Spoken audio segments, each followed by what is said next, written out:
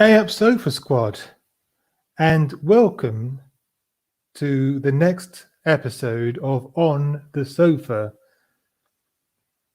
And welcome to all the guys in the side chat. We've got Greg, Dave, and Stall at the moment. And Greg is saying, sorry I missed shooting the shit. I didn't get my invitation. YouTube's fault. Yes, yeah, YouTube does that from time to time. Yeah, but well, we'll see you another time. We'll see you next time for next week. And you're here now, so it's all to the good. And I'm here on my own this week because with bad-tempered Badger, he can only commit to every other week. So I'm here on my own this week. But I've sent invite links to the usual places. So if you want to come and join, as always, it's an open stream, so you're more than welcome. And hi to Robert X as well. He's here with us. So, without further ado, oh, hey up. Hello. How are you? I'm pretty terrible. Oh dear. But you looked all lonely, so. Bless you. I've completely lost the stream. Where are they gone? There it gone. Thanks for joining me. I appreciate it. That's okay. What do you have to discuss tonight? Well, the Stall is saying, "Oh crap! Why did you let him in?" Because you didn't get here, Stall. Yeah, yeah, tough cheddar. Well, we've got plenty to talk about. We're going to start with our first section of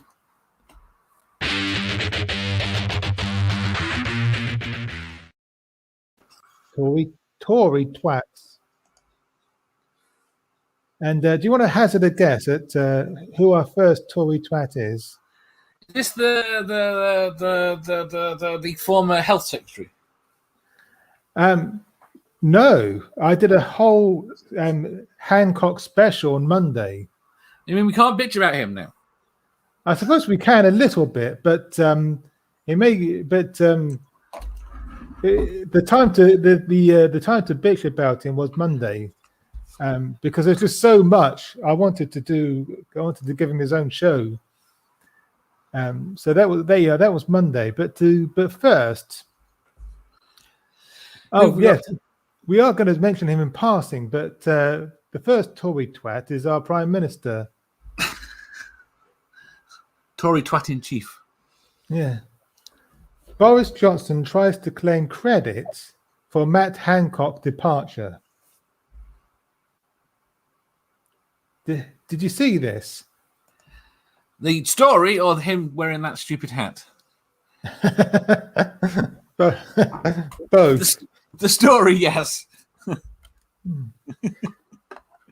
I think it's. I can't believe he's still Prime Minister. Yeah, well, yeah, I know. I can't believe that no one has. This is how bad the Tory party is right now.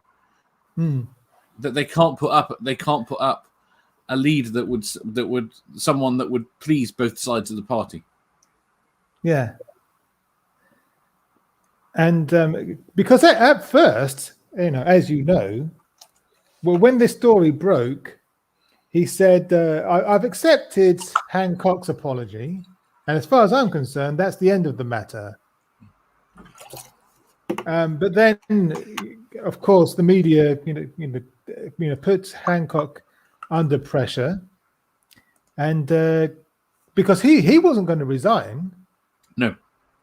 he wanted to continue on in his job, even though it was untenable. But he became a laughing stock. He became a meme. The tabloids put him under pressure, and so he felt he had no option but to resign. And then Boris Johnson turned around and said, "Well, I sacked him right from the word go." Well, no, you didn't. And of course, this came up in PMQs yesterday. Do you follow PMQs? Not reliably, and I haven't this week. So, well, Keir Starmer brought it up.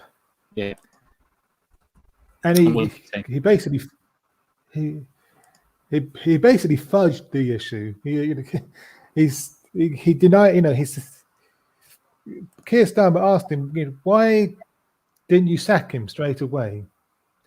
He said, well, we've got a new health secretary now, so I don't know what the problem is. But we don't have a new health secretary. We have a new business secretary in charge of the health service. Yeah. Stall is saying the next person to say untenable will face my wrath. His position was untenable. There you go, Stall. And now Boris's is untenable, but they're not going to sack him. I mean, the problem is, what could he say to Hancock, given that he let Cummings get away with it? Yeah. Yeah. Well, this is it. And I can't imagine how the conversation would have gone. I can just imagine Boris saying to Matt Hancock, well, I'm sorry, I've got to let you go because you've had this affair and there's a conflict of interests. Well, Hancock would just turn around to him and say, well, what you mean like you did? With Jennifer Arcuri. Yeah. Well, waffle, fwaff, something in Latin.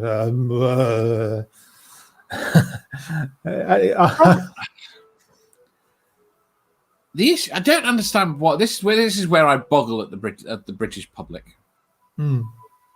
It's this we're in it together. We are not separate. We are not the politicians and the people and these are yet again demonstrated that the Tory party doesn't give a flying fuck about whether or not they're part of the people.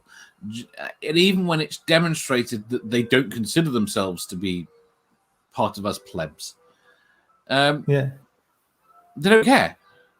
No. I mean, Boris, for a PR exercise, should have sacked him on the spot. Yeah. Yeah, exactly. He should have, but he didn't. And so Starmer tried to call him on it again, and he said, "Oh well, the main thing is that we're getting the vaccine rolled out, and surely that's more important." But that seems to be his answer for everything: vaccine, vaccine, vaccine.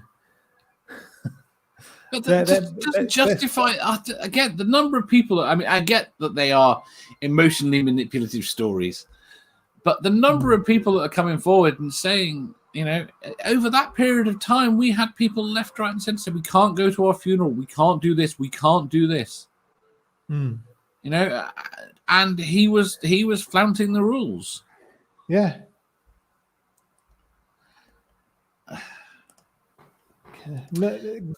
Not only that, but there's as I was saying just now, it's a conflict of interest because this aide, I'm not going to say her name because I said it dozens of times on Monday, but she's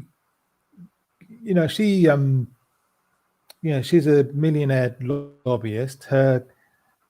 She's his aide. she's her brother. God, I think there's something. I think he got a PPE contract or something like that. Anyway, I can't remember the exact story, but it's the corruption. It's it's the hypocrisy of it all. Yeah. But they know they can apparently get away with it.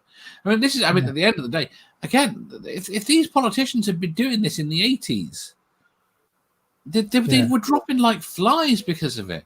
They just don't seem to care. They just stick around. They just stick around, and it blows over. Yeah, because we got Brexit done, supposedly. But we haven't got Brexit done. Brexit's going to be fucking us for the next 20 years. 50 years, according to Jacob Rees-Mogg. It'll be 50 years before we see any benefits. He said so himself. Did he? Yeah. We'll have rejoined the EU before then.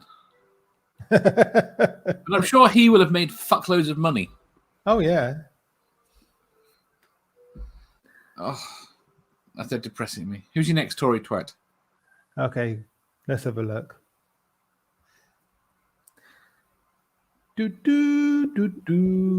Right.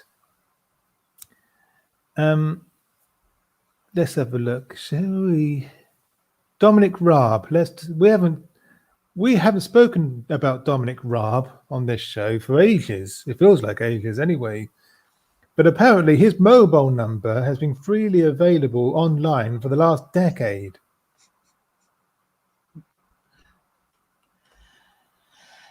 Do they giving it to us now, or have they changed it? I think this. I don't think it's available now, but the article goes on. Let's have a look.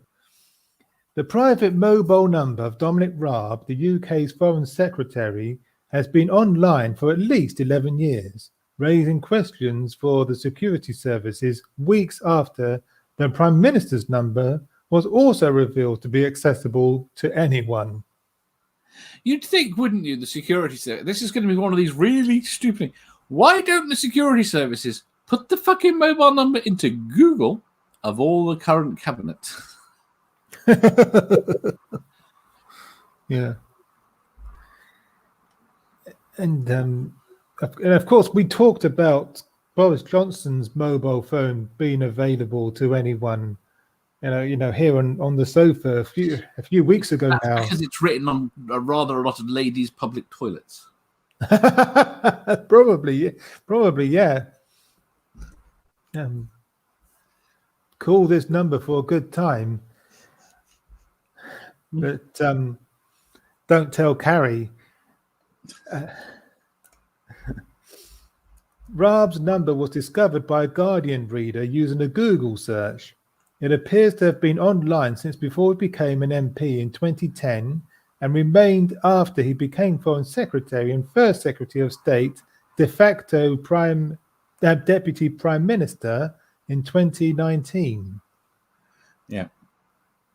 So, I mean, this is a security risk, isn't it? It's a security issue. Yes. Well, yeah, I'm unsure. I think it's you say that, but it's been there for that long and nothing's come of it. Well, I think it's sloppy. Yeah. But I'm not convinced how much of a security issue it is. I mean, I've got to say, if I knew that either of their numbers were there, I'd probably phone them up and fuck with them. And we've got Gaga in the side chat. Oh, do we? I voted 30 minutes before the polls closed for George Galloway. His team were very confident. Ah. Okay, we're going to talk about Batley and Spen later, a bit later. But I guess the polls have closed for that now. So we'll find out either tomorrow or the next day what the results are. But we're going to talk about that later on.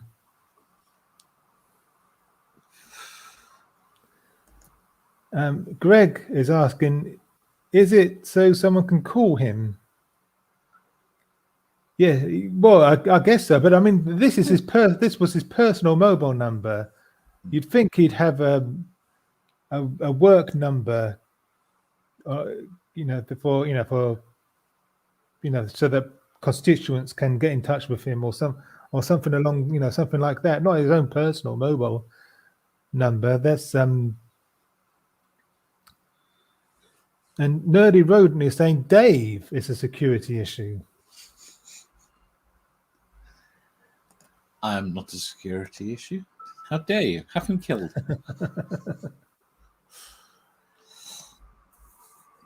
I wouldn't have put him carefully out in the garden. He knows what that means. Oh, okay. I think we'll talk about Priti Patel next.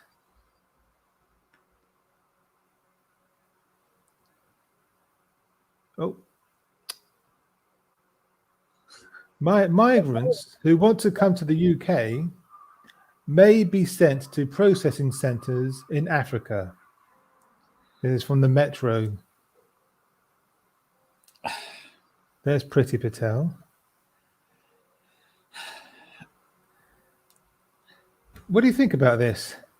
Depends what they're actually planning. Well, the article says this. Priti Patel is expected to bring in new laws allowing asylum seekers to be sent abroad for processing next week, with far away Rwanda reportedly under consideration as a possible location. What's the point? I'm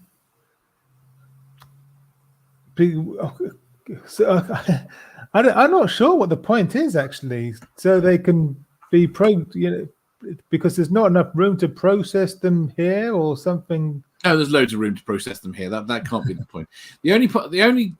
I'm wondering if they do it in another country that we lose people. People claim asylum, and we temporarily house them, and then they disappear, which I think is probably actually very rare.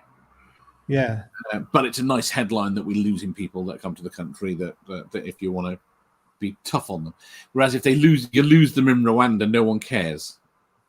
Yeah. Well, yeah, exactly.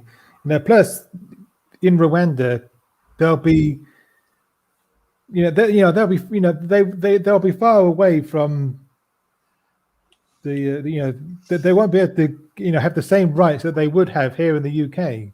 No. Nerdy, what we could do instead is set up the special sort of camps.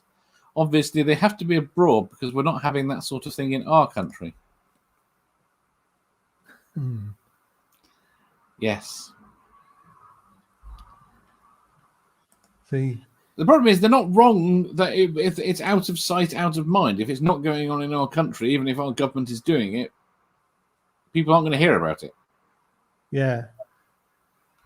We have a press that is unbelievably right at the moment. Yeah. And the article goes on. Britain has never had an offshore immigration processing centre before, and it remains unclear where any site would be, despite the plans first being revealed in March. But the Times reported that the UK could share an African hub with Denmark, following previous suggestions that Gibraltar,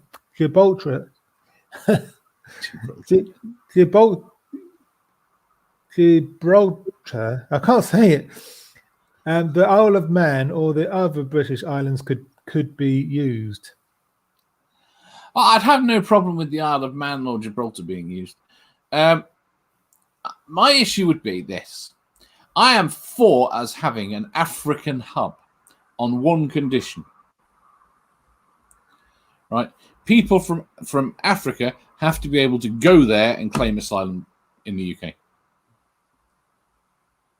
Yeah. Because it makes it much easier for people that need help to get there. Yes. But I want money, but that is not on the table.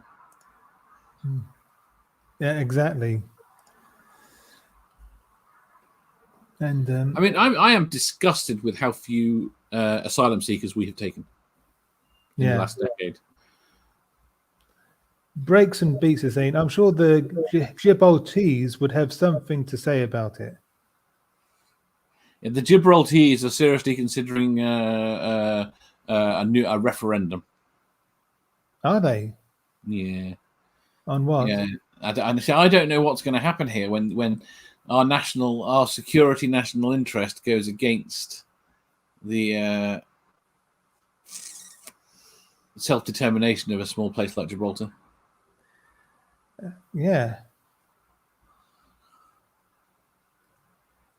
And Greg is saying, what is the official job of Pretty? She's the Home Secretary.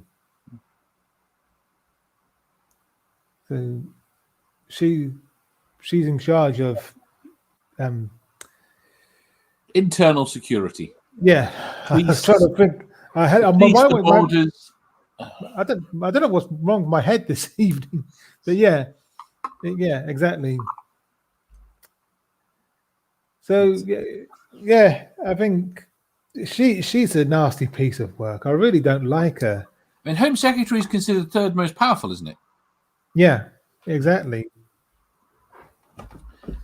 And if Stool was here, I'm sure he'd be comparing her to Hitler or something. And I'm sure he's got a point. Nerdy saying Priti Patel is the chief demon of the ninth circle of hell. I'm going to say, you don't want to go. I'm fighting against her on a daily basis at the moment against her LGBT stuff. Yeah. Because yeah. The latest report today from Boris saying about how the Tory party is the one that stands up for LGBT rights, like no one else. At the same point that they refuse to ban conversion therapy. Yeah, I'm sick and tired of being gaslit by this government. Yeah.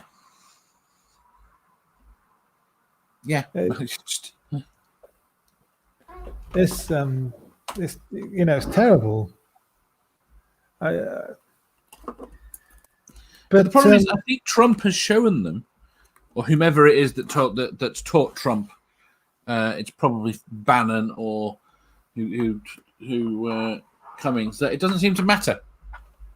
All that matters is the PR at the front. It doesn't actually seem to matter what you do. Yeah. So you just lie through your teeth. I mean, he got Brexit through, saying that there would be no hard border in Northern Ireland and no border in the sea. And everyone that knows anything about it said, "What the fuck? This isn't possible." Yeah. But that got accepted. How did that get accepted? Why did people accept that? I know. It's get Brexit done.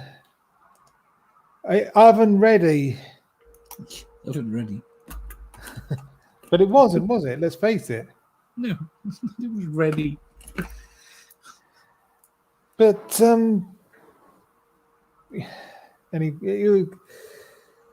we were told it was either that or Jeremy Corbyn, and the media told us that Jeremy Corbyn was the Antichrist, basically, and people believed them. But here we are. I'm not bitter at all.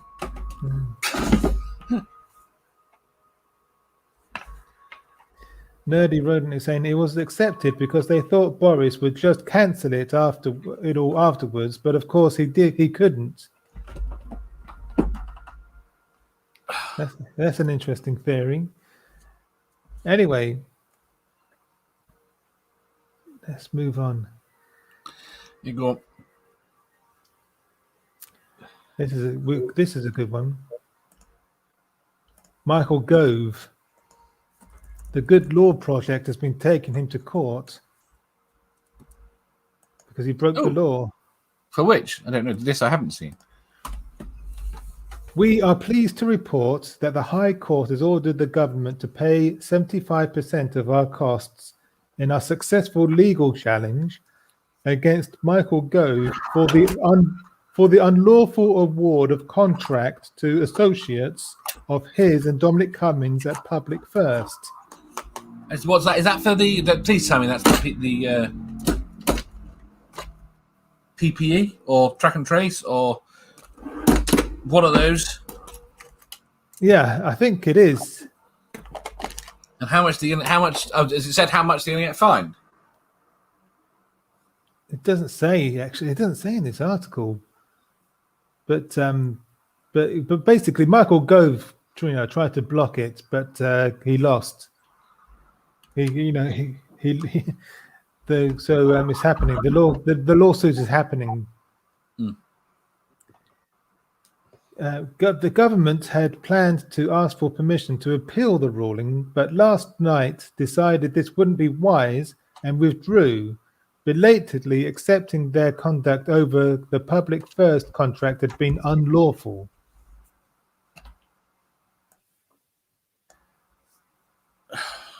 They're going to drag this out for years, aren't they? Probably, yeah. Michael Gove gives hamster cheeks a bad name. Nerdy, it's Thursday. Why didn't you come, bitch? When you've given £1 billion contracts to your mates, it doesn't matter what happens afterwards.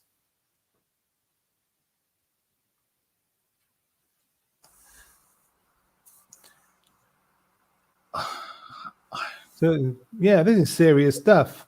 Yeah, he's broken the law basically, but he's getting away with it, as they always do. The problem is they will probably get away with it full stop anyway under the powers. Yeah, probably, yeah. Nerdy saying, I'm full of vaccine and a bit shattered at the moment. I thought they'd stop testing the vaccine on rats. That's what I thought as well. He's saying they've already got away with it. They've already got the money. Yeah. Exactly. No, the point is, I think they will turn around and say they basically gave them the laws they put into place. Basically, gave them unlimited power. Yeah. And I think that it was stuff we needed. And I think going around the normal processes in a crisis will be covered by the emergency powers. Yeah. It's not good governance. It's not good. But if they'd done the right thing, no one would be questioning it because it meant that they could act fast. Yes, exactly.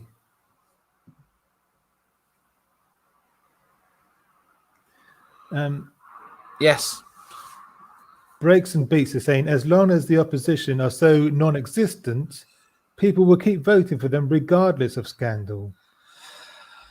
Yes, this is sadly the case. The problem is, I don't think it's the opposition is non-existent. I don't know what's... Our opposition at the moment is useless, right? But it's not that useless. No. It's just it's being lost in the papers. It's the constant... I mean, what was the headline the other week? Last month was it, or when the Tories lost the seat in the by-election, and the headline was Labour had lost. Yeah, because the Lib Dems had won it. It's like the Tories lost the frigging seat. Yes. Yeah. And the spin on it is that Labour lost. Yeah. Yeah, this is it.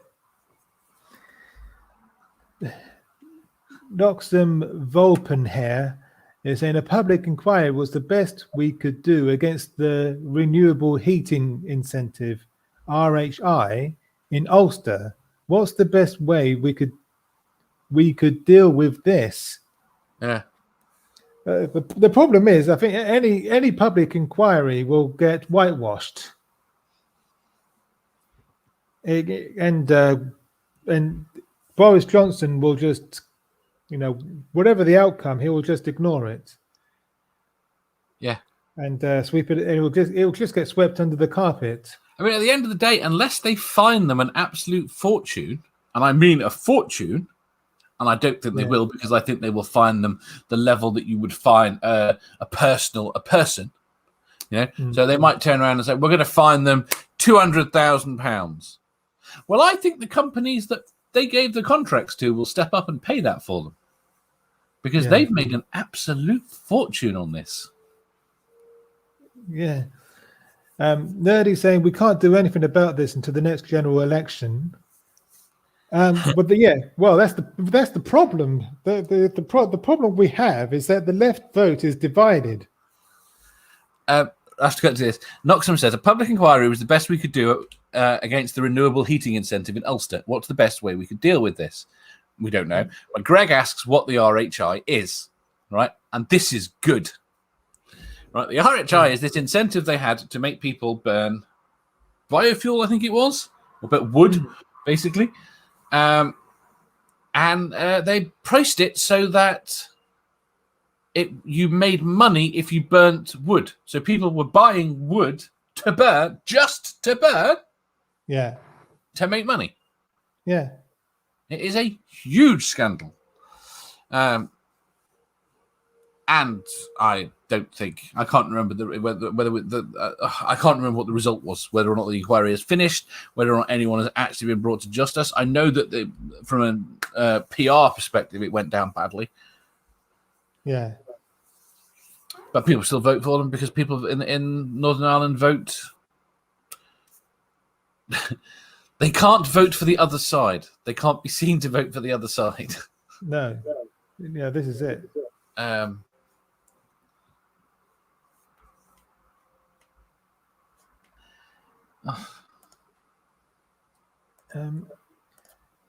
Nerdy saying doing that with food as well, turning food into energy rather than feeding people.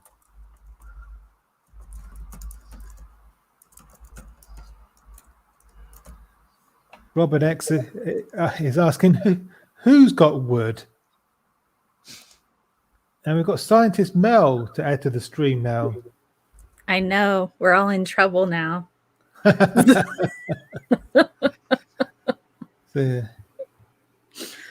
How are you guys doing? What's up? We're fine. We're fine. It's the rest of them. The rest of them. Are we talking about British politics again? Say yes. Boris. Boris Johnson. Is that it? We've done Boris. Oh, you've already done him. We were before we got distracted. Had we got past Petty Patel? Yes. Who were we on? Yes, that's a good question. Who is the next Tory twat? Tory twat. Yeah. I'll say twat. Go on. That's good. I like that. I thought, sometimes us Americans say twat. Do you guys not like it when we say twat? No, it needs an A. Twat. Okay. But, COVID contract still unpublished, despite Boris Johnson's claim. I've got to assume this isn't the contracts to give us all COVID. What are COVID contracts? I'm like genuinely curious. I'm assuming it's contract. I don't know, but I'm assuming it's either the contracts to make the vaccine, contracts for PPE, contracts for test and trace. Yeah, it's basically contracts that they've been giving their mates for for millions of pounds. Oh, The article says this: dozens of COVID contracts had not been published when Boris Johnson told MPs that they were on record for everyone to see. The High Court has confirmed that 100 contracts had yet to be revealed at the time the PM made his comments. So they spent money on contracts, but they haven't actually said what those contracts are? Yeah. Okay. The High Court has, I've just read that. Last month, a judge ruled the Health Secretary had acted unlawfully by not publishing contracts in the required time frame. Ministers said remaining contracts would be published as soon as possible. I think it's interesting that the British government, along with the US government, has decided that laws are like guidelines, kind of like the pirate code from the Pirates of the Caribbean films. It's like they're more just guidelines, not actual laws or anything. Just, kind of steer you. Maybe you should do this, but it's okay if you don't. Yeah. It's like the pirate code. They're all following the pirate code. That must be it, yeah. Nerdy says this: details of any government contracts are meant to be published within 30 days. Because the Conservative government is doing dodgy contracts, they aren't publishing them. They'll come under the 30-year rule. Dodgy contracts. Yeah. Dodgy Dave. Dave. I still call him Dodgy Dave. Our Dave here in this stream. No. Do you remember that Dave? Do you remember that Dave?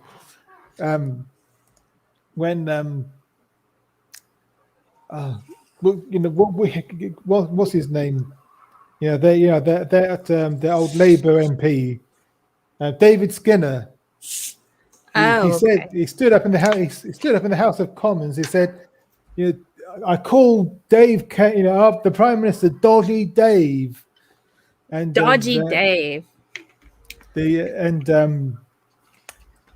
The Speaker said, I will not have name calling in this house. But they do. All you got to do in America is stay up a little bit late, or get up really early and watch Parliament on C-SPAN, and they say all kinds of stuff. It's funny. Yeah. It's funny. They yell at each other, they swear at each other, and really? You're just they do. And I'm like, man, I really wish American politics, at one point in time in history, there was an actual brawl in Congress where they went to blows. And guess what it was over? What? Slavery. Oh my God. They actually punched each other. Senators and representatives punched each other and got into an actual fight over slavery. When was this? Oh gosh, I have to look it up. Yeah, but that's okay. I can look it up really quick. Now that my computer's fixed, yes. I'm so excited. But anyway, we're going off on a bit of a tangent. I was just say we're miles off. That's okay. Look up caning of Charles Sumner. In the congressional fight over slavery, decorum went out the door. I'll post that in the chat here. I'll post it. Is Biden going to invite Trump to the White House for his portrait unveiling? Oh my God, I hope not. Test and Trace has lost track of nearly 600 million COVID tests. Of course they have. I don't think that's necessary. Is that meaningful? I think so. No, could it not just be ones that have been sent out in the post that people have never done? They sent lots out in the post.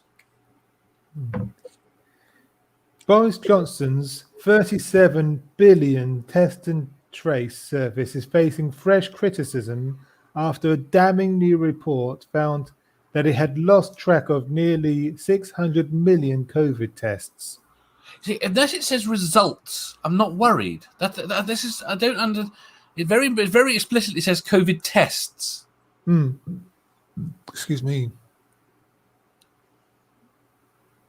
Well, the problem if you lose COVID tests and you're trying to trace, it's Well, you're like, oh, have you seen the news? Did you? Oh my God! Did you see the TikTok thing? No. What TikTok thing? All right, I'm gonna find it. I'll come back to me in a minute. Okay. there's a TikTok.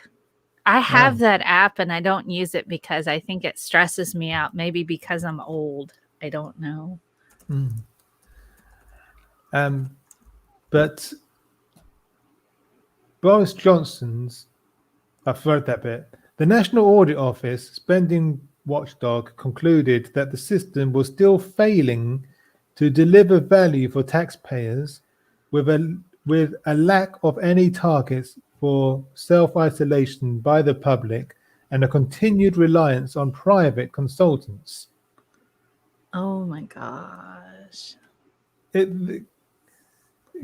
Test and Trace, which was run by Tory peer Dido Harding, has already come under fire for its use of private firms Serco and Deloitte and its repeated failures in 2020 to track down contacts of people who had COVID.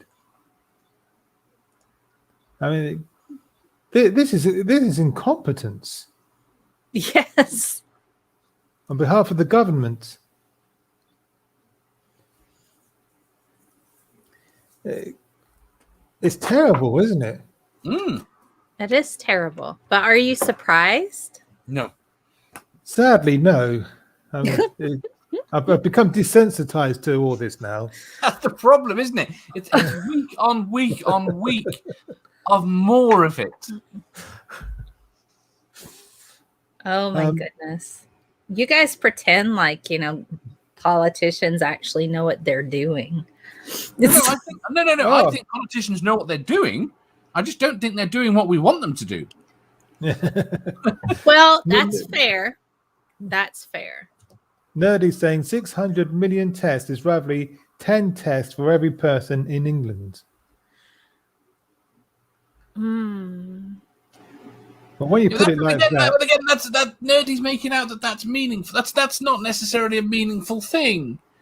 Again, because they're asking us everyone to get tested twice a week at the moment. They want you guys to get tested twice a week? Yeah, pretty much. Why? To try and well, right now, because our infection rates are going through the roof. By the time we end our lockdown, which is meant to be in about 2 weeks' time, we're going to be having over 40,000 people infected a day at the current trend. And that's with the new variant, right? Yes. Okay. Okay. Have you guys got vaccines yet? Yes. Okay. What's going on with that? Are people not getting vaccinated?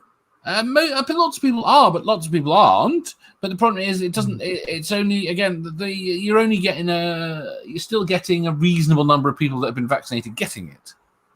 Well, on the flip side, that means that the hospitals aren't filling up with those people. Well, I mean, the vaccine, what they found with, depending on which one you get, the messenger RNA vaccine, that's the Moderna or the Pfizer, that's showing to be 100% effective in minimizing any type of symptoms associated with COVID. All of them are effective in reducing symptoms.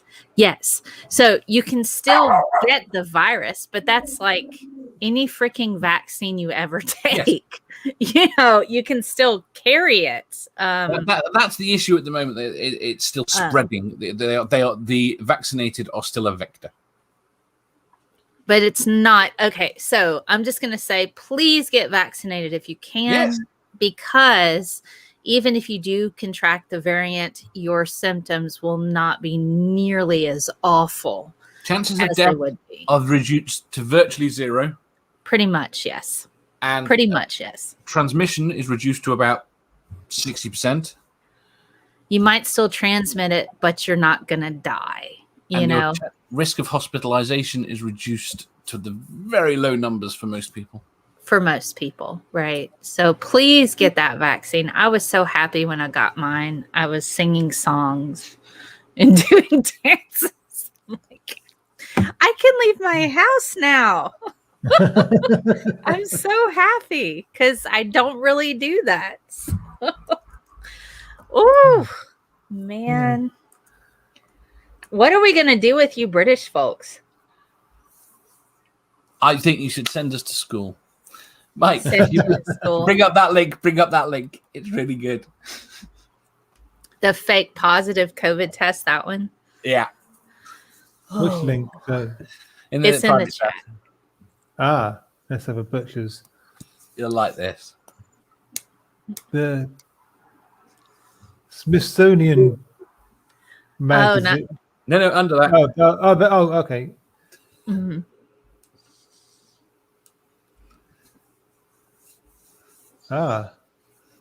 Right. I think I saw this earlier actually. Let's see if I can the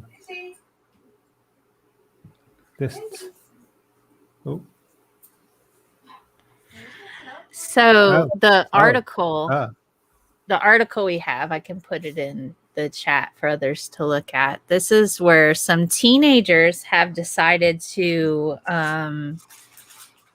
get a fake positive for COVID so they can stay home and not go to school. Let's see if I can bring this up. Let's see if I can. And the thing is, this is well, I think at last count 6.5 million views. The TikTok that showed how to do this had. Oh right. Yeah. Oh, because at the moment we have all schools have 2 tests a week. Every school pupil has 2 tests a week. Yeah. And oh goodness. Children use lemon juice to get positive COVID test and get school bubbles sent home. Yeah. The school bubbles is usually a year. So one person does this, 100 people go home. So well, there's screenshots from the offending TikTok here. One clip has been viewed more than 2.5 million times since it was uploaded on April the 1st.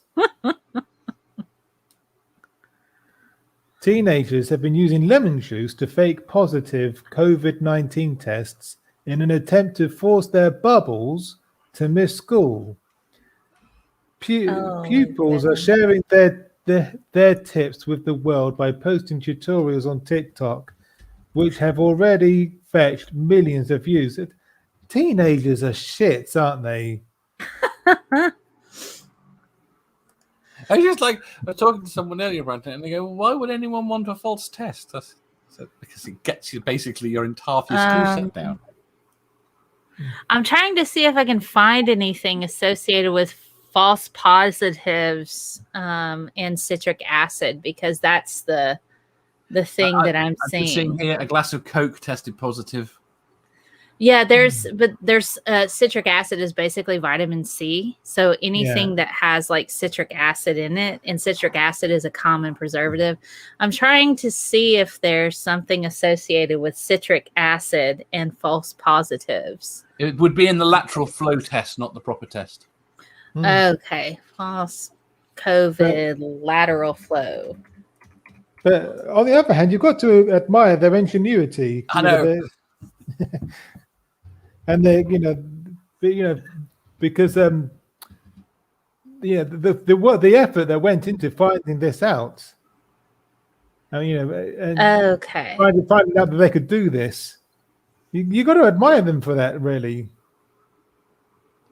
I think the citric acid does play a role. I'm pulling up something from the FDA with the lateral flow test, the home tests. It really bothers me the lateral test, the home test, because people think they are reliable. Mm-hmm. And they're not. They're relatively unreliable for a test. They're meant for a mass population. Right. Detect. If you test 100 people, you will get some false positive, and it will detect a spike in it, and then you go in and you test properly. And that's how it's meant to work. It's not reliable enough as a test to actually diagnose. And that's the point. But people seem to be under the impression, as ever with these things, that it's not a statistical thing. Everything is perfect every time. Nerdy is saying, I still don't know of anyone or anywhere that's actually doing these tests other than schools. Oh, I had a test yesterday. Right. But did you get the thing up the nose, or I did had you to do it myself? I didn't. The first test I had ages ago from the hospital, they did it. This I had to do it myself. Do you know what I discovered? What? The inside of my nose is incredibly ticklish, more ticklish than I could ever have imagined. Right. Do you feel it in your ears when they shove it up your nose? You feel it a little tickle in your ears too? No. Huh. No. Okay. Well, the one I did yesterday, I had to do myself. They open the thing and you take it out and then shove it in your nose and drop it in the thing. Didn't like doing it myself. Oh my God. I have so much post-nasal drip that it would be so easy for me to do a COVID test right now. And that's really gross. I hate it so much. Anyway, Dave, did you see this story? I don't think so. Nick journalist Nick Watt was harassed in London during an anti-mask, anti-lockdown protest. He was just trying to do his job as a journalist, and they were quite abusive to him, basically. And the Byline Times, have this story that Conservative councillor turned anti-lockdown advocate at centre of Nick Watt abuse incidents. Incidents of abuse directed at journalists are rising. The escalating angry rhetoric of populist leaders and fringe conspiracy theorists has made the job of reporting the news more dangerous, both online and on the streets. This was in evidence near Downing Street last week, to the subsequent horror of fellow journalists and even the Prime Minister himself.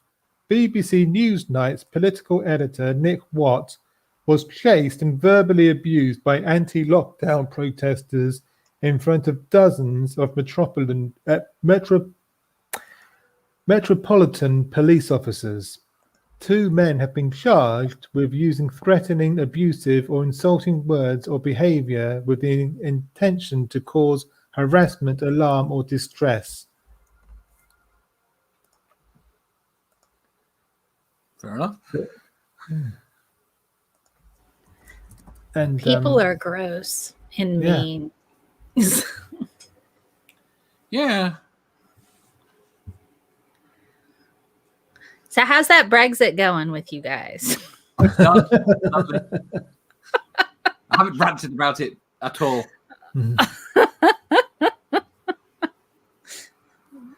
How long has it been now? We're like looking at 7 years. It feels like 20, so.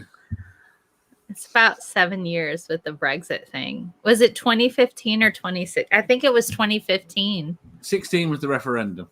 16. Yeah. Okay, so it's been 5 years. Yeah, I guess 5 years. How is it that something that 10 years ago only 10% of the population gave a shit about has managed to fuck our country quite so badly? You can blame America. Everybody else does. It's fine.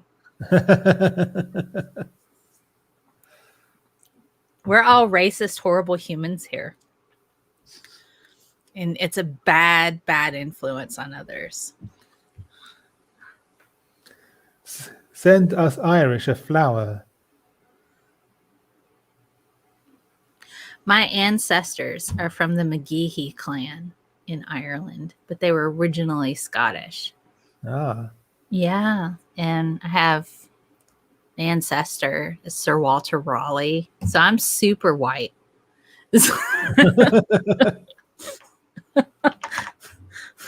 I'm super white.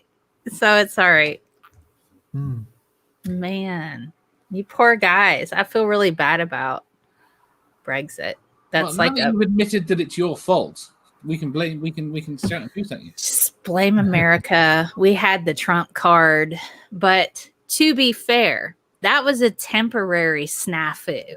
At the rate it's going, he's going to win in 2024. Yeah. No, that's not gonna happen. If the Republicans get in next year, they're going to block anything meaningful. They already did that before during Obama.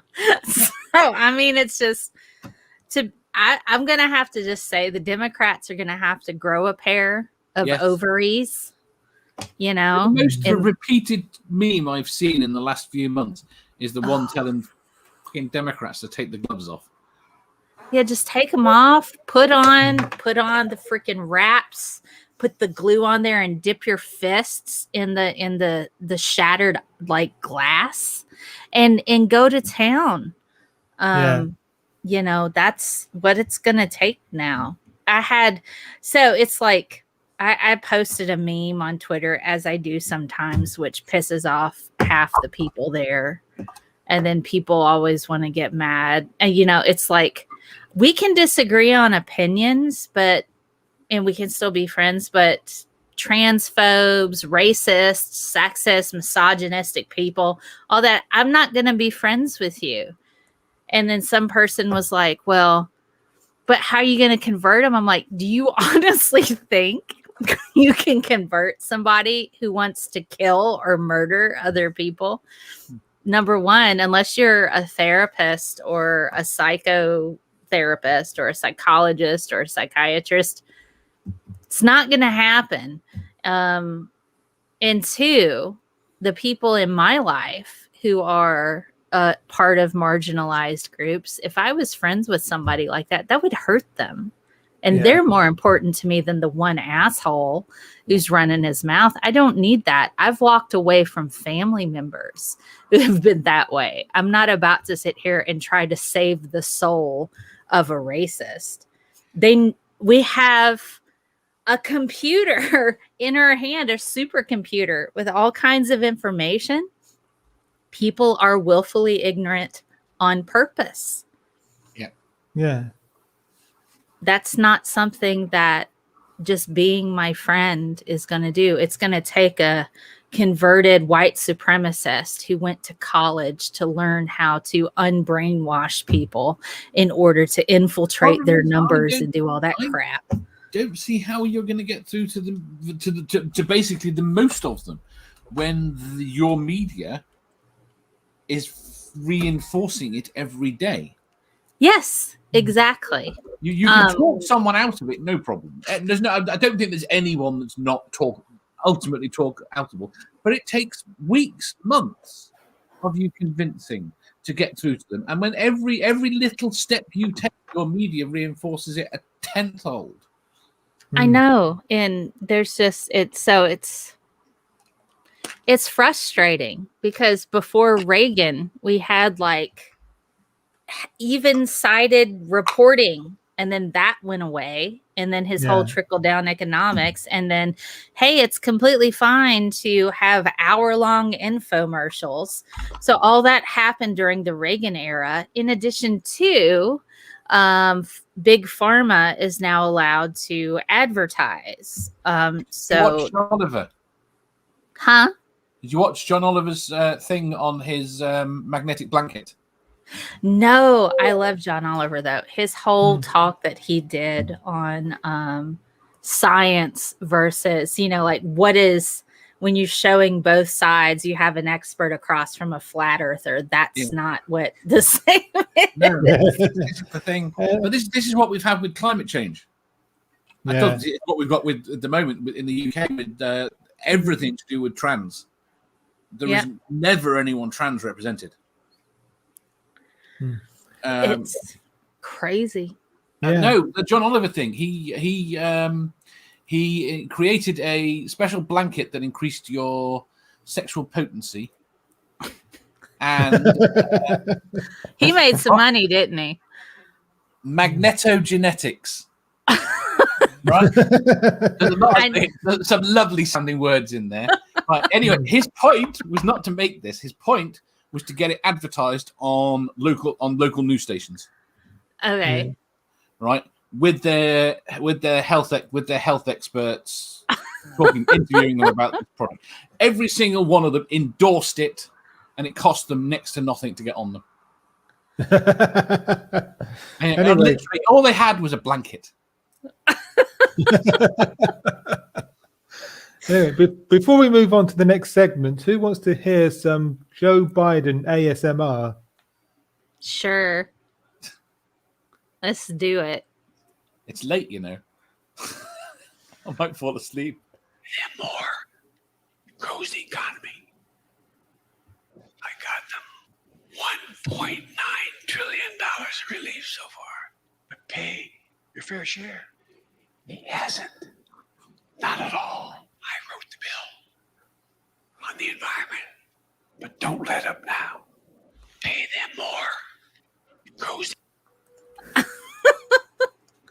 He just needs to make like little crinkly popping sounds to go along with that. Just the extra icing on the cake. Yes. Did you enjoy that? Yeah, Did it make you go a tingly? You know, I am responsive to ASMR. I actually listen to it sometimes, and it's like, that's nice. Do you know who Cosmic Bubba is? No. He's a barber. He's dead. And he did something called a cosmic head massage. It's all bullshit, but as for an ASMR, it is fantastic.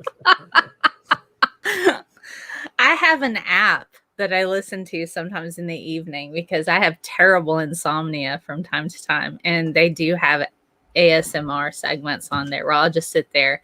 And there's some guy, he speaks French. He calls himself the French Whisperer.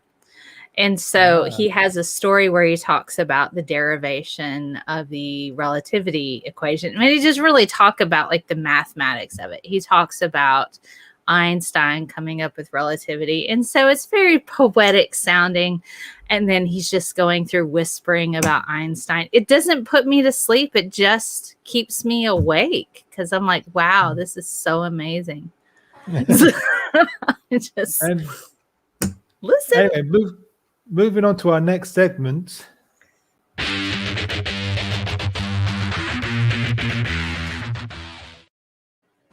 Labour woes. So Nerdy say, wait, that can't go ignored. I just watch Critical Questions if I have insomnia. Oh dear. I'm putting down an extra trap tonight. So let's share the screen here. Labor woes. Are we talking about women giving birth or are we talking about the political party? We're talking about the political party. Funnily enough. Are they trying to squeeze a watermelon out of the hole the size of a lemon?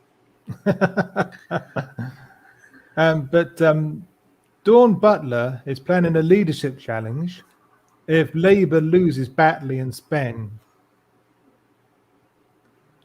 Do you know what I'm talking about? No. Batley and Spen sounds like a really bad Simon Pegg film. I mean, I know what Batley and Spen is. That's a by-election. Yeah. It's like, is Nick Frost involved? Batley and Spen, Mel, it's an area quite near Leeds, quite near where I live actually. And the reason why this by-election is happening is because the previous member of parliament for that constituency she quit to become the mayor of West Yorkshire, and so the constituency was up for grabs again, and it was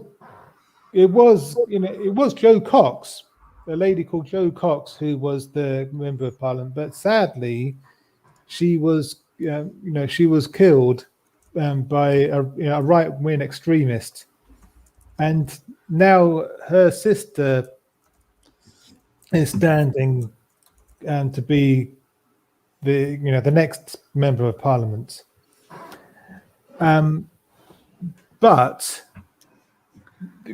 the Labour Party are doing really badly in the polls at the moment, and it's looking like the Tories are going to win. And what is making things worse is that George Galloway has come in and to stir things up, basically, to split the Labour vote. Yeah. And so, people on the left are going to, vote for him, and so the left vote is going to be split between the Labour Party and George Galloway, and so therefore the Tories will get in, because that's how first past the post works. And Dawn Butler, who is quite a popular member of parliament for the Labour Party. I think she's been a member of parliament since the Brown era. And she's quite popular. She apparently is planning a leadership challenge if Labour loses tonight. There she is. There's Dawn. This is an article from Squawk Box, by the way. Somebody's saying that they are clucking daft. How do you feel about Squawk Box? I know where this is going. The Squawk Box is clucking daft.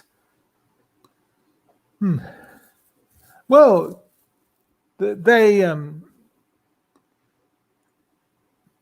that's exactly how first past the post works. Gerrymandering. Oh, gerrymandering sucks. But the Squawk Box is an independent newspaper, and I think it's it's quite a small publication, just run by one person, I think.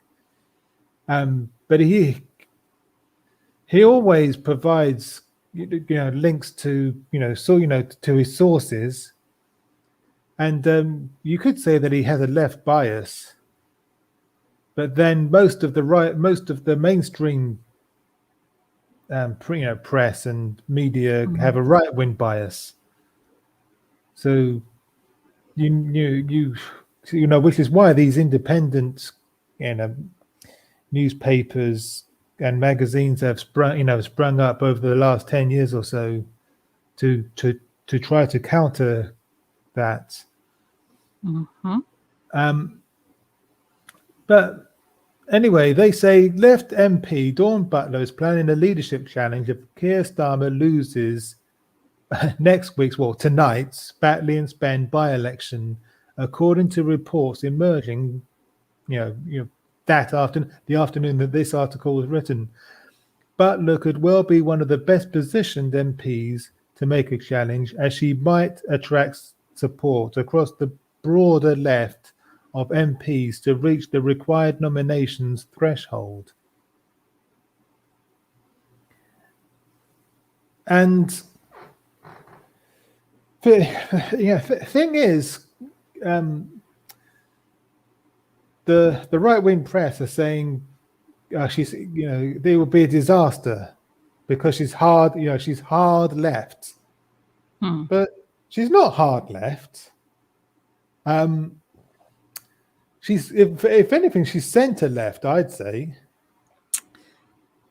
But that's the thing. That's how politics has that's what politics has come to in this country. Because our government is so far right, anything left of them is considered hard left. When it's not really. When it's not. It's left, center left. Everything's nuts. Yeah. I was going to ask Dave what his thoughts were on this, but he's muted himself. So he must be doing something of paramount importance. It's terribly important. Getting myself into trouble. Oh, okay, that's fair enough then. Terribly important what Dave does. Yes.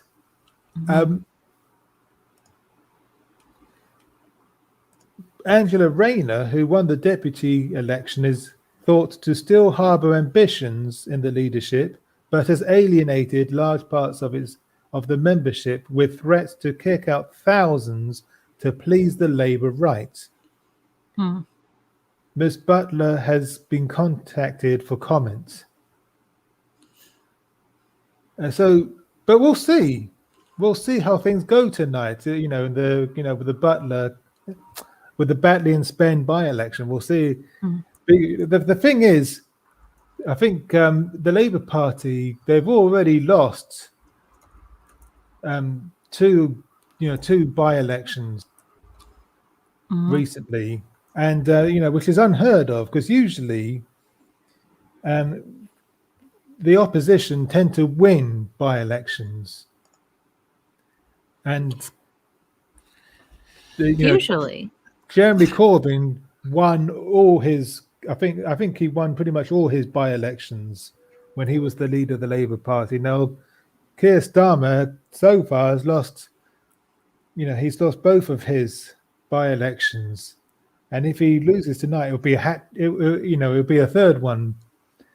And people are saying that if they lose to the Tories tonight, he's got to go. It will be the last straw. Because unfortunately, he doesn't have, the Labour Party, they don't have a vision at the moment. They don't have any discernible policies. No, and what worries me is this really worries me is I don't know if they do have discernible policies and we just don't hear about them. But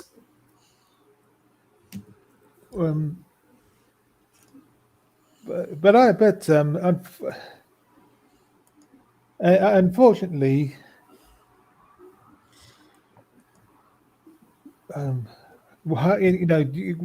during the in the run up to the Hartlepool election, Owen Jones interviewed the Labour candidate for for Hartlepool, and asked him what the policies were, and he couldn't answer.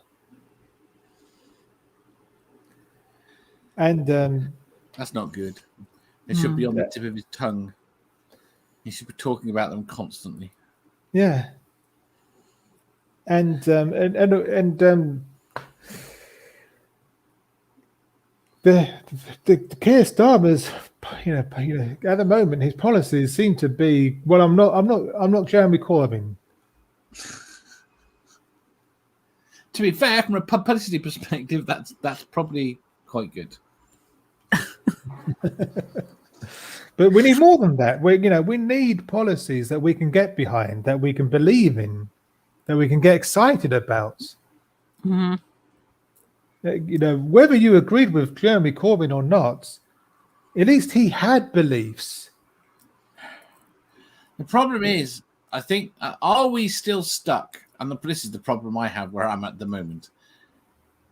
That Labour is still stuck in a bad position as far as Brexit goes. Yeah. I would say it's still not fully supporting it. And I'd say the problem is if it does fully support it, it risks alienating I mean, I think if we were having to have a general election right now, I think the Lib Dems are going to do very well. Yeah, probably. And I think that if the Labour Party continue on this trajectory that they seem to be on at the moment, they could find themselves the third party in the next general election. Yeah. Yeah, the Lib Dems could well be the second party. But hopefully, but hopefully it won't come to that. But we're going to talk a bit more about the Batley and Spen by-election next, because it's relatively interesting. Because there's a lot of candidates for a by-election. These are all the candidates for the by-election. That Paul Bickerdike, Christian People's Alliance, Mike Davis, Alliance for Green Socialism, Jada Franson. Do you remember Jada Franson? Dave? No. Who's she? She used to be one of the leaders of Britain First. Did she now? Yeah. But she was standing as an independent candidate in Batley and Spen. George Galloway, we've mentioned him already, representing his new party, the Workers' Party. That's not going after the Labour vote at all. No, not at all. Tom Gordon for the Liberal Democrats. Theresa Hurst, English Democrats. Howling Lord Hope, the official monster raving loony party. The only sane one there. Susan Lard, Heritage Party. Kim Ledbetter, or Leadbeater, however you want to pronounce it, Labour Party. Oliver Purser, Social Democrat Party. Corey Robinson, Yorkshire Party. Andrew Smith, Rejoin EU. Ryan Stevenson, Conservative Party. Jack Thompson, UK Independence Party. Jonathan Tilt, Freedom Alliance. Anne-Marie Waters for the For Britain movement. If Galloway is pleased, then I think the Labour is screwed. I think the Tories are going to win it.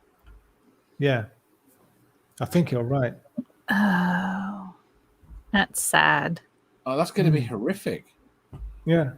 And again, the worst thing is now, I think that the Tory party, again, money doesn't seem to be an object to them. And I wouldn't put them past them setting up other parties to attract Labour voters. Other candidates, fund other candidates as a Labour alternative. I mean, by-election wise, George Galloway is a fantastic person to send out. Yeah. Greg is asking, is the very, very, very silly party's candidate doing well? He's doing as well as he ever is.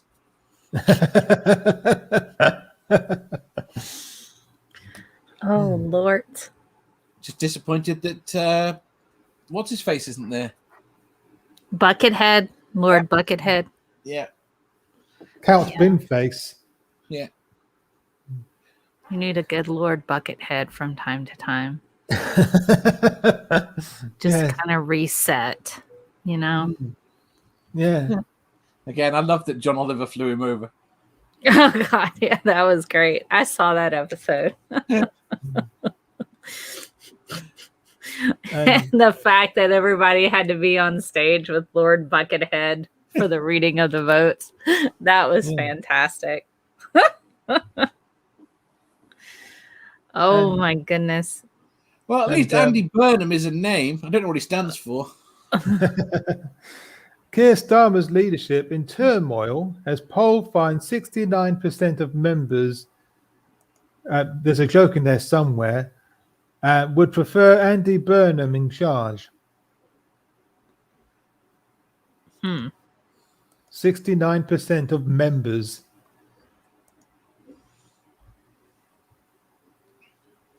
Sorry, just my childish sense of humor, obviously. But well, what do you think about this? I don't know enough about Andy Berman to make a The comment. problem I've got right now is I do not know any viable Labour leader. I know. It's a shocking situation, isn't it? Didn't Andy Burnham run for Labour leader against Jeremy Corbyn all those years ago? I can't remember. He's a name I recognise, but I can't remember why. But he's now the Greater Manchester mayor. He's the mayor of Greater Manchester at the moment. Is he still an MP? No, he isn't. You don't need to be an MP to be the leader. I think he would have to stand down as mayor and become an MP somehow. But the fact that over half of the people polled would rather he was leader than here's the thing. And Keir Starmer. That's a problem for Keir. I think Tony Blair would poll better. Do you think so? Yeah. Because as much as he is hated by a group of them, he is also quite liked. He is very well known and he is very charismatic. Yeah. Actually, Andrew Adonis and a few others and a few other lords were, trying to campaign to get Tony Blair to become to become leader again. Yeah, but it didn't go anywhere. No, and the problem is he is a contentious figure, and I it's one of those things, right? I do consider his reputation tarnished. Yes, but he did do very well as Prime Minister, apart from the war and the death. He was a good Prime Minister otherwise. Mm-hmm. I mean, that's he killed less people than Boris Johnson. Yeah.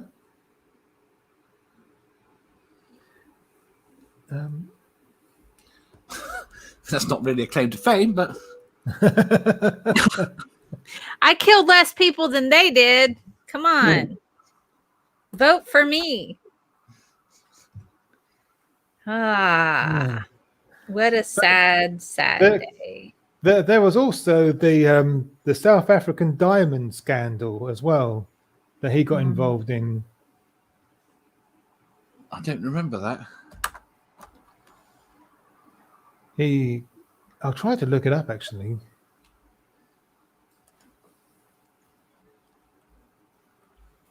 Just talk amongst yourselves.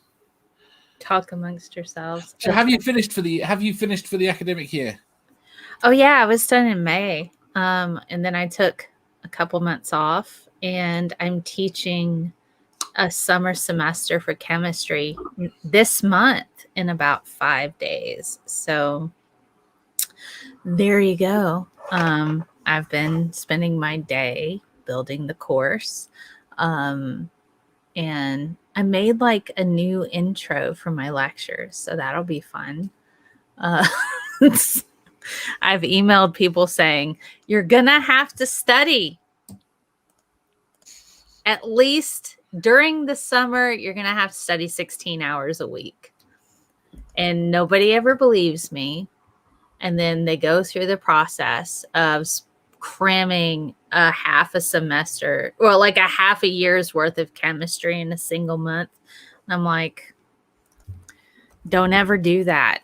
I tell people, I actually tell people never take chemistry over the summer or any science classes, particularly if your degree is science-based.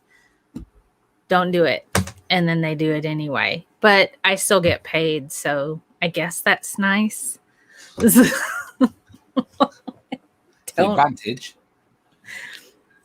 I mean, 1 month. I'm teaching 2 courses this month. And so I'll get paid for those 2 courses as if it were an entire semester because I'm doing an entire semester's worth of work in 4 to 5 weeks. And then my students are like, this is hard. I'm like, I know. It is.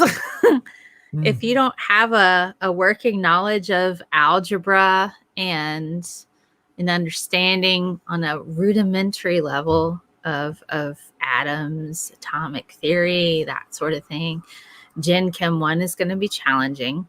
But Gen Chem 2, General Chemistry 2, which is like the second half of a year of chemistry, that is way more math. And anyway, I can't find anything on the South African diamond thief thing, but anyway, we'll move on. That's it for Labour woes. So now we're moving on now to other news. And we were talking earlier about a journalist who got harassed by anti-maskers, and a similar thing happened to Chris Whitty. From the Mirror. Outrage as men harass and grab Chris Whitty in street, leaving top medic trying to escape. okay, why were they doing that? Because he's advocated for vaccines and masks and Oh God. See, I feel for Chris Whitty. He's the government scientific advisor. Yeah. He's our Fauci, basically. Oh my goodness. And these people were harassing him. He needs a Secret Service. Fauci has a Secret Service detail because of the crap the conspiracy theorists have been throwing at him, the death threats, all of that. And he's like old enough to be my grandpa, but you know, I still would. Anyway, that's aside. I love Dr. Fauci, but you guys need to put some security detail on Chris Whitty. Yeah. Because that's not cool. No, it isn't. The article goes on. Disgusting new footage shows Professor Chris Whitty being accosted by two men who put their arms around him as he attempts to flee. England's chief medical officer is seen being manhandled by the Giro in St James's Park, London, as the incident is filmed. Both men excitedly chant "Oi, oi!" and say, "One photo, please," as the scientist who has helped lead the country through the pandemic looks uncomfortable. Oh my God. What did Boris say? Probably nothing, right? He's like, oh, just get your hair ruffled there. You know, it's all right. Be a man. This is what we do. You know, God, I fucking hate Boris. Yeah. I think he's been silent on it, to be fair. Jeez. But one of the men who accosted Chris Whitty has lost his job. Good. eToro lets me copy the trading activity of other traders. From now on, whenever I make a trade, Free commercials on Black Sofa's channel. Midstream. Oh dear. But here we go. He looks so uncomfortable. He's like, don't touch me. I won't follow me. I'm gonna change that. Oh my God. He's trying really hard to just be nice. But he's been fired. A man who was criticised after being filmed apparently accosting Professor Chris Whitty says he has lost his job as an estate agent. Good. He doesn't need to have that job if you're going to go around, you know, assaulting people. But apparently he's apologized. Oh, so he says he's sorry for being a douche canoe and attacking a person. I'm sorry. Huh? I said free speech. Yes. Free speech doesn't involve your hands, asshole. Yeah. Sandy's saying that appears to be assault to me. Very close. I'm fairly certain it is. Is that a tear? No, it's hay fever. Oh my goodness. But apparently, they didn't mean to. They didn't mean to hurt him. But they just wanted a selfie with him. They wanted to try to humiliate him. Yeah, that's the best way of putting it. They wanted to intimidate him. Yes. Just like every asshole who hollers at me when I walk down the street. It's not about actually getting to know me. It's about making me feel uncomfortable. Oh, That's what it is. Apparently, the Prime Minister has condemned the despicable harassment. I imagine he would, because I don't. There's nothing in it for him to not. Yeah. So at least he's done something right there. Where it's at no cost to himself. Yeah. So, this won't cost me anything. So I should probably be a good person today. Moving on. Let's just I have a question for you really quick, Black Sofa. Yeah. It's terribly important. Okay. Who is your favorite Muppet? My favorite Muppet. Stool. I've got Mr. Celery somewhere around here. I can pull him out again. Was it? Yeah, I think growing up, my favorite Muppet was Gonzo. He was a risk taker. He's a risk taker. So that you know, but he was also into chickens. Ah. Are you into chickens? Well, it depends. What do you mean? What do you mean into? What sort of sauce? What's the definition of the? It's like, what's the definition of it? That just reminds me of the Bill Clinton trial. What do you mean by the?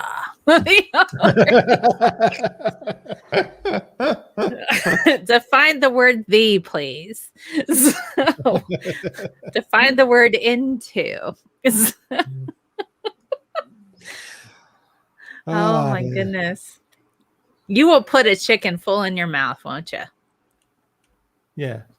Yeah, you will. And you'll love every minute of it. Yeah, you're gonzo. And this is what the guys say to Mel as she walks along the street. Put that chicken in your mouth. Yeah. And then I put up my hoodie and I'm like, okay, I'm going to just keep on walking. There we go. The Rat Muppet. Oh, he has name. Ratatouille. No. It's Rizzo. I was about to say it walks the line of Italian. It's Rizzo. That is the rat. Ah, okay. I'm partial to Animal. I freaking love Animal. Okay, now I have to ask, is that because of your taste in men or because that's how you see yourself? Probably how I see myself. Excellent. And just, free spirit, beat on those drums, just keep going, man. It's all right. Animal. Always with a chain around my neck. Anywho, this is horrific news. I want Bill Cosby freed from prison, his sex conviction overturned. Yes. Have you read why? Yes, I have. Why? Because of the evidence that he gave, associated with a lawsuit for one of his sex crimes. That evidence that he gave, where he basically says he did it. Yeah. Okay. He basically says, I did the things that was supposed to give him immunity from being charged with being a sex offender. And since he was charged anyway, the Supreme Court was like, well, the DA said that they weren't going to use this, and then they used this and they charged him, therefore he can't go to jail. Well, what I discovered today that I didn't know was there's no evidence of that. That's the grounds that he got off on. That there was evidence that the judge should not have admitted because of this agreement. But there's no evidence of this agreement. There's only his side saying it. I have not read that portion. Oh my goodness! It's not like there's a written thing or anything like that saying that. Oh, this is why women don't report. If it was as clear cut as they are saying, why is it taking 2 years to get him out of jail? He apparently used one of the lawyers that Trump had for his impeachment trials. So I guess it has to do with money. Yeah. He was able to throw enough money, and to be quite blunt and all of that, Trump is responsible for a lot of appointments of judges across the country. Yes. Did you read his tweet? Bill Cosby. Yes. He's a cunt. I'm sorry. I dropped the C word.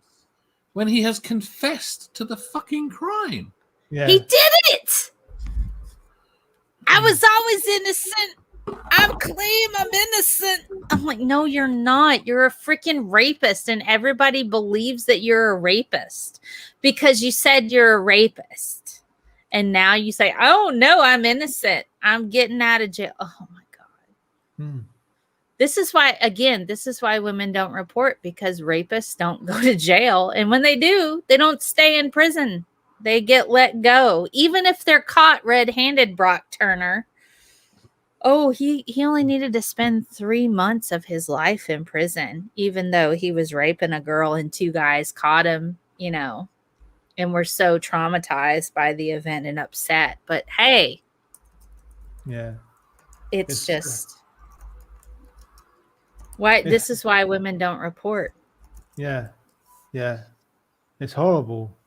I didn't report my assaults because my assailant was a decorated firefighter who had saved the lives of children, and I was a high school teacher at the time. And I'm pretty certain that that's what it would have come down to. Right.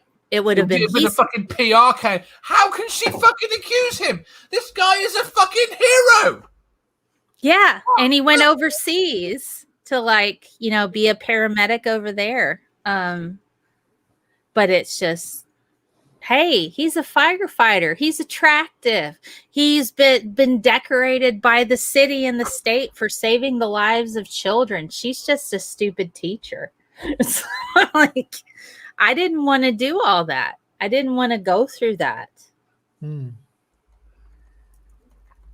It's just not worth it. And then for him to never go to jail, and for me to be dragged through the mud and have to go through all that trauma of the court case and this, it's just, why bother? I think the problem is, again, I don't begrudge you just wanting it behind you, given the potential of an actual satisfactory outcome. There just isn't one. He was a white guy, first of all. And so likelihood that in its own right is depressing. I know, right? If it had been black, you probably could have just gone there, and they decided with you. But to be quite honest, I'm less afraid of black people than I am white men with guns right now. So it's black people don't mess with me. They're like, she's a white woman. I'm going to leave her alone because she might be a Karen. And I really don't want her calling the cops for me doing bird watching in the park.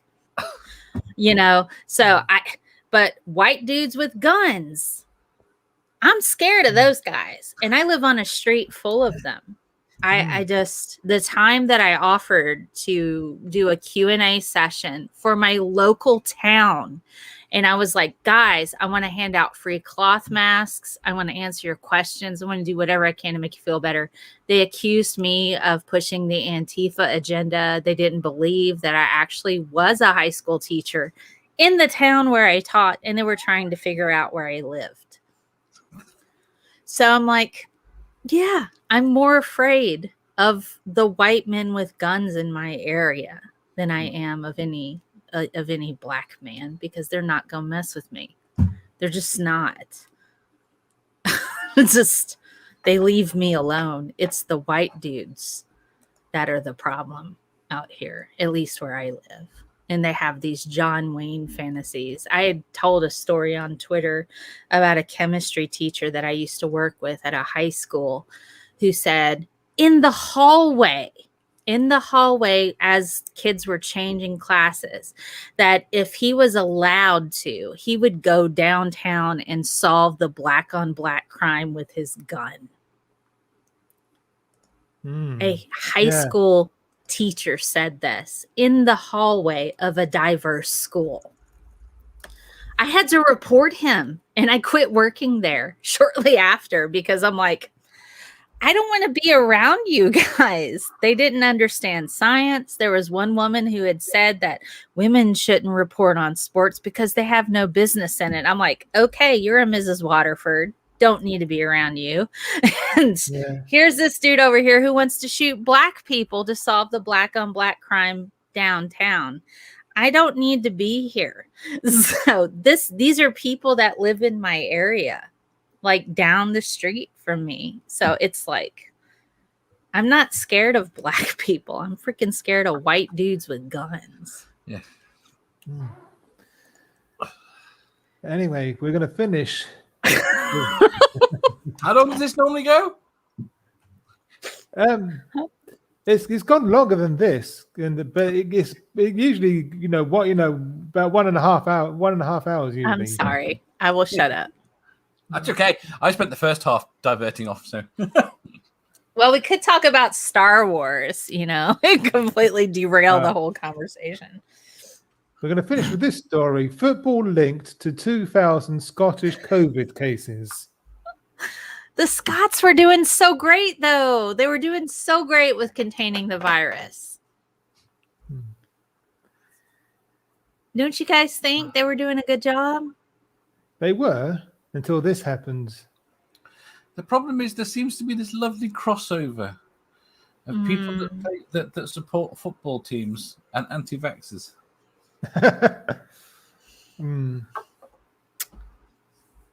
I like the Scots. They do all right. Is it Nicola Sturgeon? Yeah. Yeah. She's awesome. She's the First Minister at the moment. Nearly 2,000 COVID cases in Scotland have been linked to people watching Euro 2020 football matches. Public Health Scotland said 2/3 of the 1,991 cases were people who travelled to London for Scotland's game with England on the 18th of June. They should have known better than to do that. Had they been to a London pub, they're filthy.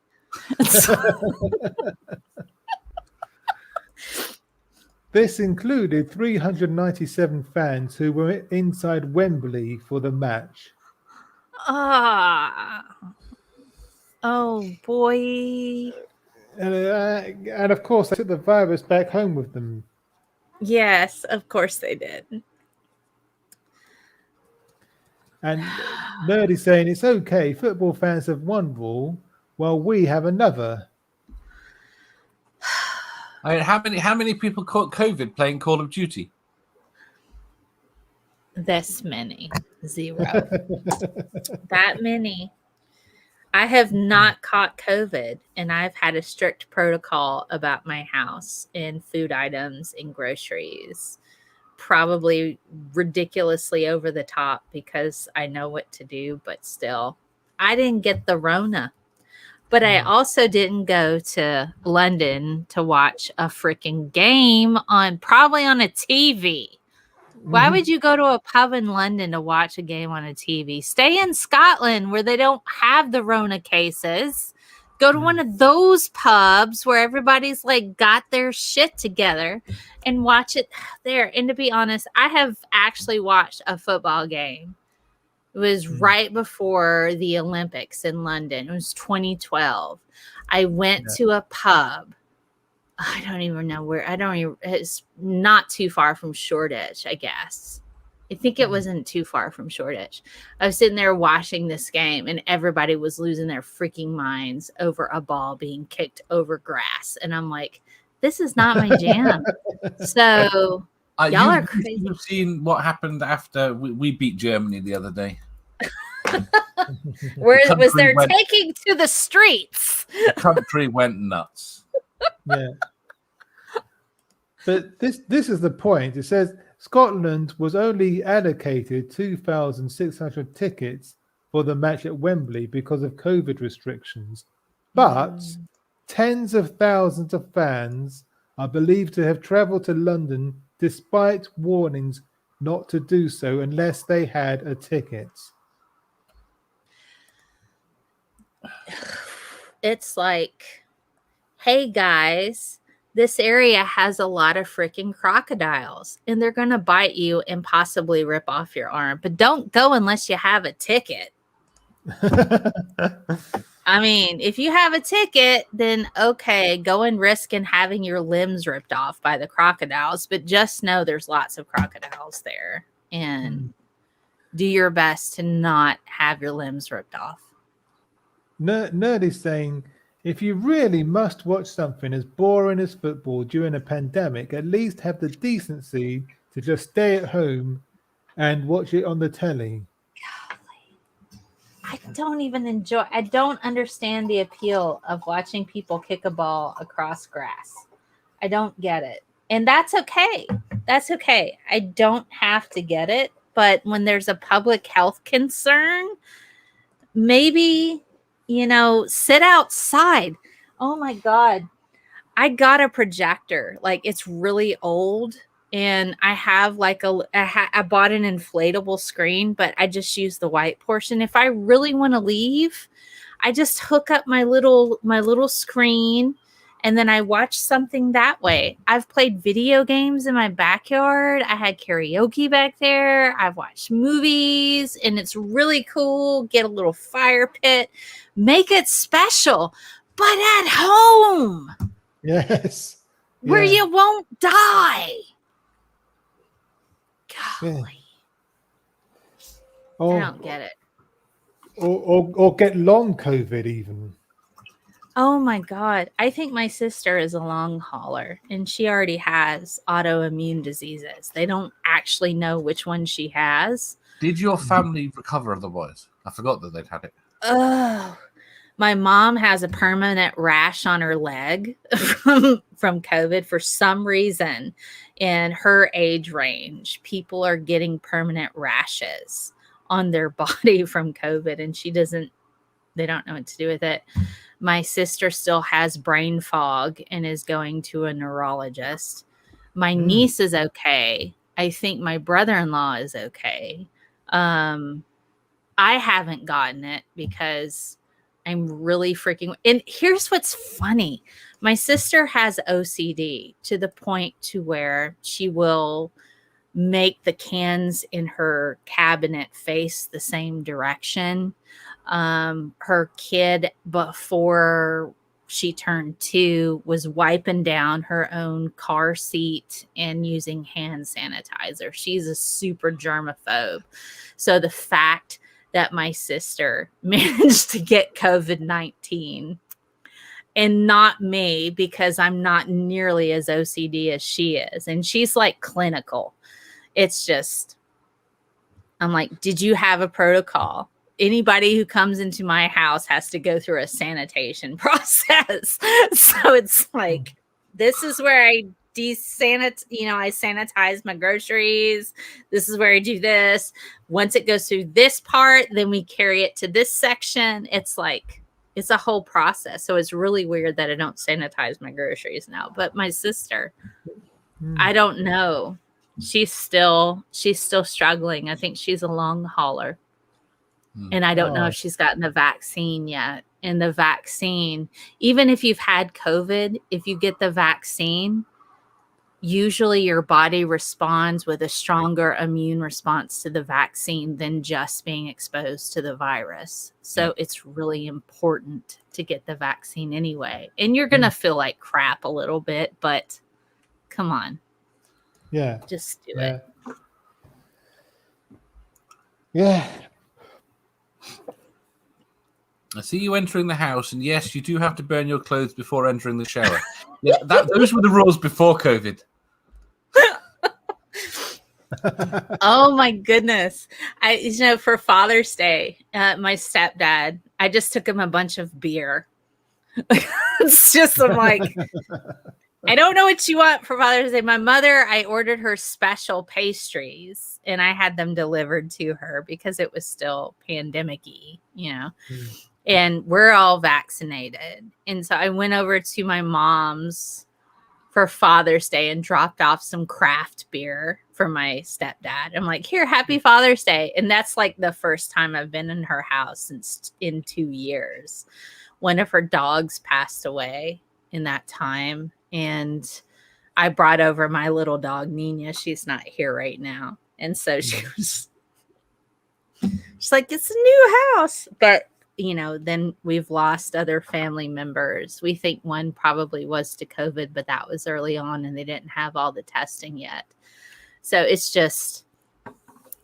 been a hot mess the past 2 years. So I'm really hoping I can have some kind of normalcy, whatever that means for me in the coming months. Yeah.